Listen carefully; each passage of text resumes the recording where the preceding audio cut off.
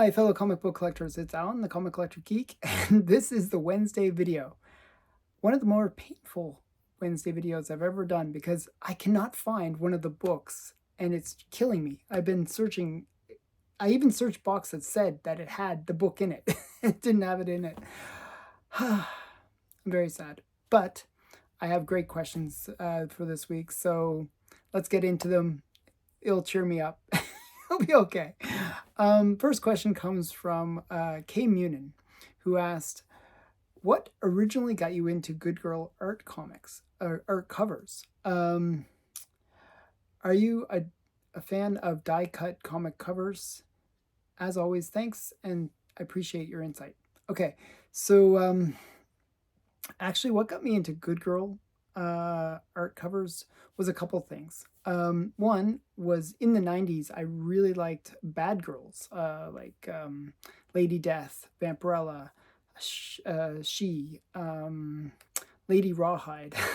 There's like a slew of them that came out in the 90s, and I was a big fan of that. And I started collecting Vampirella, and I really didn't get into Good Girl art per se, because I didn't even know what Good Girl art was until maybe only a few years back. And then once I discovered Good Girl art, I realized, oh wow, this is very much like the bad girl art that I liked, but with a bit of innocence and a bit of historical relevance too. So what sort of led me down that good girl path was getting into The Seduction of the Innocent and the books related to that.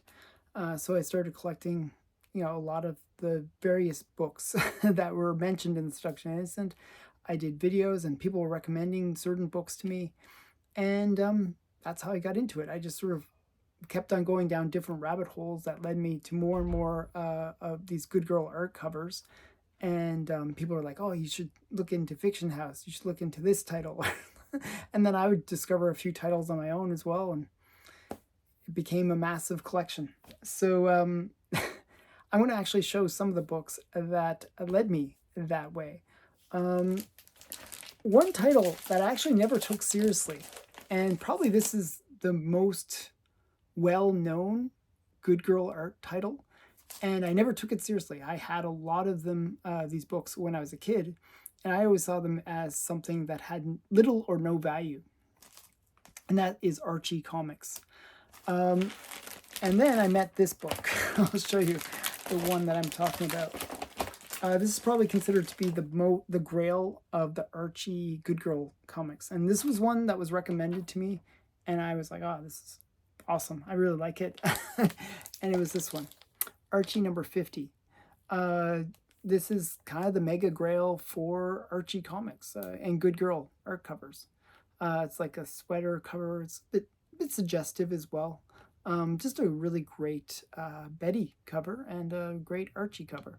So this is Bob Montana, and I thought it really got me into looking through Archie books and finding different Good Girl art covers and like swimsuit covers and stuff like that.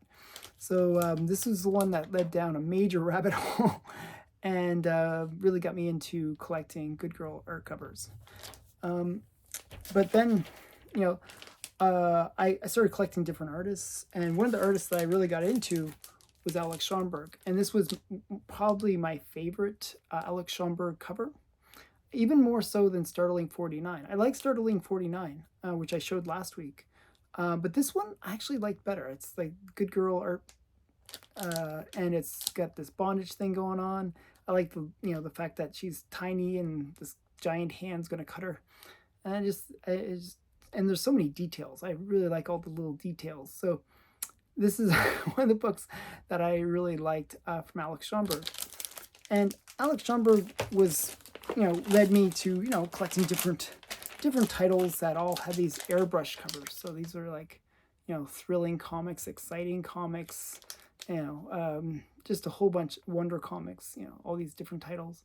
And I really liked Alex Schomburg. And when you're getting into Good Girl art, you kind of discover other things, like another title that was really famous or classic Good Girl art cover was Cindy. This is Cindy number 37, and it's considered one of the big books from the run. My copy's a little rough, but at least she presents well. So yeah, this is Cindy number 37. And my friend Stephen Gettner, he recommended this book to me. This is Susie, another Archie title, and Susie Comics number 51. It's just a really great good girl art cover and fun one. This is actually MLJ, which was the precursor to Archie. So yeah, so Susie, Susie number 51. So those are some of the good girl art covers that I got into, and then like my collection, you can see behind me like just a massive amount of good girl art covers. So yeah, I've got really into it. I don't know. I go down these rabbit holes and I just sort of discover things. Next question comes from Mr. E, the low grade king. In one of our unboxing videos, you showed Thunderbolts good girl issues. Is there any other modern comic books series which some good girl art covers are randomly thrown in? Yes. So I'm going to show you a bunch of random good girl art covers that were just thrown into various series. The first one, this is totally not related to good girl, but there's a really great good girl art cover. And this is Nam. And this is sort of like a Christmas, they always would have like, usually to rally the troops, they would have these women kind of go over and entertain the troops. And this is like a kind of picturing that. So this is Nam number 23. And there's a lot of modern ones where, they'll throw on a variant cover, which is good girl art cover. So a good example of that is Thunderbolts number 1. This is like a good girl art cover. Or Titans, good girl art cover. I think that's Wonder Girl. I'm not sure who that is. So yeah. And then we got Detective Comics. They'll have like a Harley Quinn, variant cover. It's like, fun stuff. And then even older series like Commandy had like, a good girl art bondage cover, like girl in the red dress, barely wearing red dress. And then there's arts, like there's series that are like fantasy or stuff that will have certain good girl art covers, like Amazing Fantasy has like some really great good girl art covers. And another one that has a really great good girl art cover is Tomb of Dracula. Again, mostly it's variants. So I collect a lot of this stuff, where I won't get the regular A cover. I'll get the variant that's like some good girl art cover. And then we got another one. I forget what this is. This is Stormbreakers. I believe Stormbreakers number 1. It's like the it's Taylor Swift kind of Dazzler cover. And then we got Amazing Spider-Man even has good girl art covers. Just crazy stuff. And actually, there's a lot of ones in Amazing Spider-Man that are good girl art covers. Like J. Scott Campbell did a lot of good girl art covers for, not that this isn't J. Scott Campbell, but J. Scott Campbell did a lot of covers for Amazing Spider-Man that were great good girl art covers. And those can go for quite a bit of money. And then we got, even in Scooby-Doo, this Scooby-Doo team up, and you got a little bit of a good girl. I always like these train covers, like where it's like a girl in bondage on a train tracks. I collect these, like in various series. And this is what's her name? Penelope Pitstop is the name of the girl. So it's like just a fun one. And even you get good girl art covers in Treehouse of Horror, which, is Simpsons cover. A bit of a good girl, Marge Simpson good girl art cover. So it's kind of fun. And an homage to, I think it's like Vault of Horror. So yeah, just a fun Good Girl art cover. So lots of modern ones, and actually I brought a couple more because I like to show as much as I can. One second, let me just grab them. And so another one that had a Good Girl art cover, more debatable because of her face, but definitely a sexy body. This is The Bride of Venom, which is Venom Sinner Takes All, #3. And a lot of X-Men titles have really great Good Girl art covers. I mentioned J. Scott Campbell, and here's a good example, Uncanny X-Men. And this is like a variant with J. Scott Campbell art on it. And this is X-Men, Uncanny X-Men 510. So you'll find these random Good Girl art covers. And another series that has a really great Good Girl art variant. And these are like Midtown variants. This is the Gwenpool Holiday Special. So nice Good Girl art cover. And there's a few other series that, really have some kind of, they're Good Girl art covers, but a little bit more extreme versions. So there's like X-Men Unlimited. If you look up X-Men Unlimited #36, it has a really great cover. Gen 13 had this kind of unrated series, which had a lot of great Good Girl art covers and bondage covers. So there's there's a bunch. Nowadays, I feel like they try to put as many Good Girl art covers on everything just to help sell the comics. They'll have like a B cover that's a Good Girl art cover. Okay, so that's all the Good Girl covers for the first two questions were all Good Girl. But now we're going to get into more of the Bad Girl, because the next question is, I like what I buy. Do you collect Cherry Poptart comics? And can you show examples of the first run and later runs of the after the name change? How big is their print run?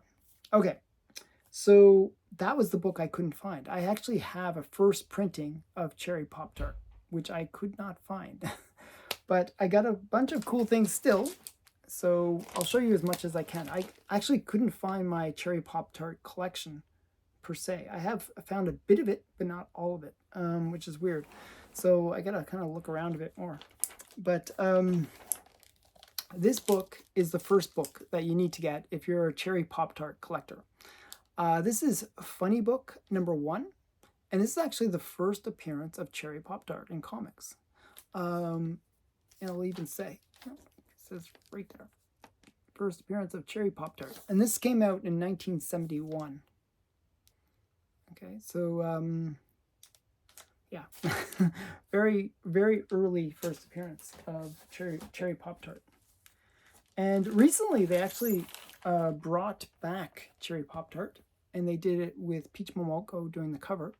This is Cherry Poptart, the Legacy Edition. And this came out in 2020. And it's just sort of her rendition of the Cherry Poptart cover. Okay, so those are those ones.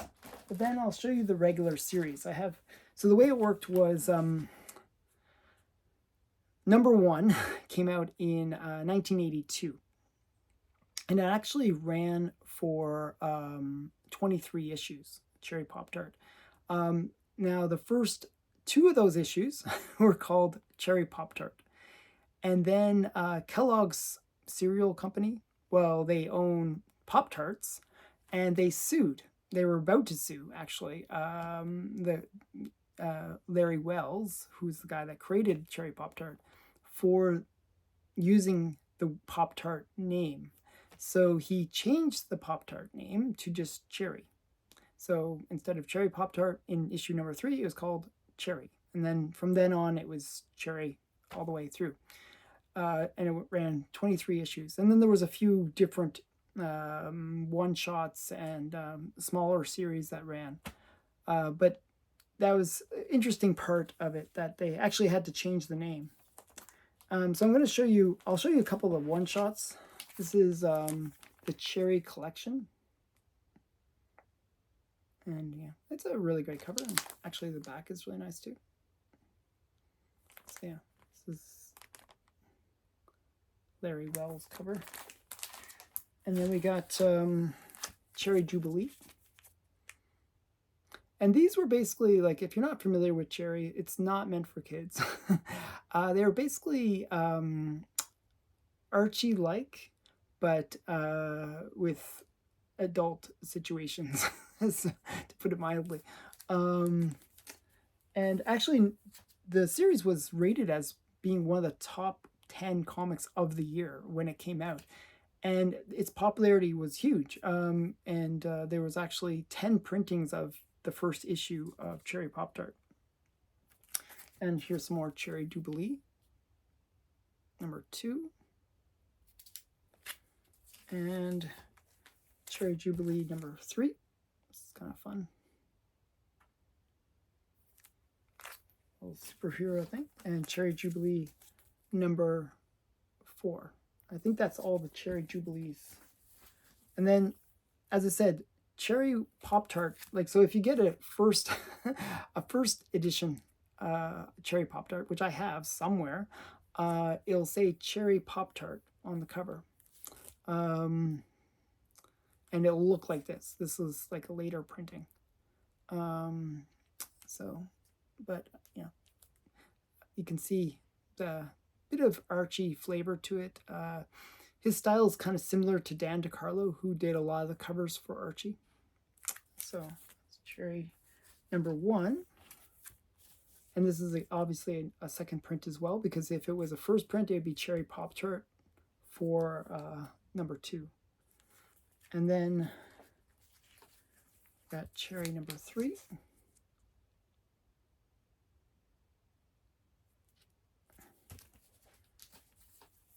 Number 4.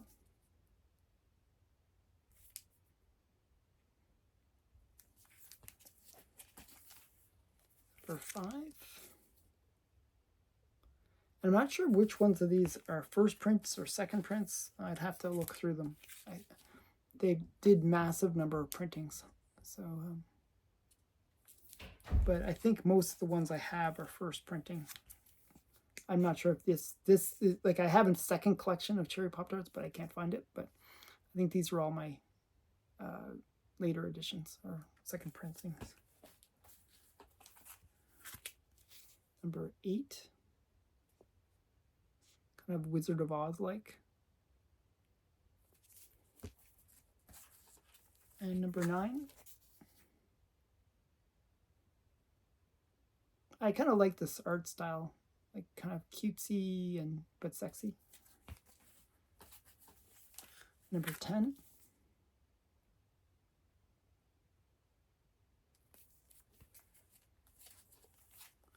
Number 11, which is 3D issue, which is fun. And number 13. Now, I don't have the complete series, actually. I don't have the complete collection of Cherry Poptart, but almost complete. I'm missing just a few issues, and this is the last one I have, which is number 16. And one last one. This is my signed copy of Cherry Deluxe. And you can see it's signed by the creator and artist, Larry Wells. So yeah, so that's my Cherry Pop-Tart collection. I still have to find where my first edition of Cherry Pop-Tart is, but I have no idea where it is. That book actually goes for quite some money. Even in mid-grade, it goes for $200 to $300. So very expensive comic. Okay, last question. It comes from Martin Bow, who asked, what is your favorite Universal monster? Well, actually, lately I've been collecting the complete Universal Monster collection, which is a series of books that came out in the 60s, which had the creature from the Black Lagoon, the mummy, the werewolf, Dracula, and what else? I'm trying to think, there was another one. Universal monsters. I gotta think of all my Universal monsters, but those are the main ones. Werewolf, Creature of the Black Lagoon, Vampire, which is Dracula, Mummy, Werewolf. I don't know. I feel like there was a fifth, but I'm trying to remember what it was. But of the Universal monsters, my favorite is actually Dracula. And not that I actually like Dracula per se the best, but I like vampires the best. I've always liked vampires. I always kind of associate to vampires because I'm like very pale. I always was. People would always joke, "Oh, you're like look like a vampire," because I was so pale. And I'm a night person anyways. I like being out at night, so I always liked the idea of a vampire because I thought, oh, being immortal, hanging out at night, kind of my lifestyle. So I thought vampires were the coolest. So that would be the one I would go after. The one that I like the most. I actually just completed the collection of the Universal Monster books that came out at that time.